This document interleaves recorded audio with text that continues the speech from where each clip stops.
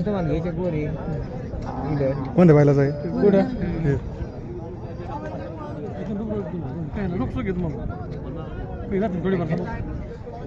काहीच नाही बोलत मग किंमत आहे का नाही यार तिकडे नाही माल पाहना किमतीला हे बी नाही ते नाही हे सगळं घ्या गेले तुम्ही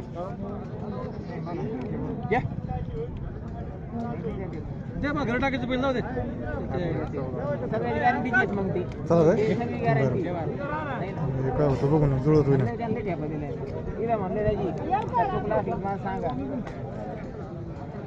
इथं म्हणले मग तो आज कोणता ठेपा द्यायचा आणखी काहीच नाही मामा म्हणत होते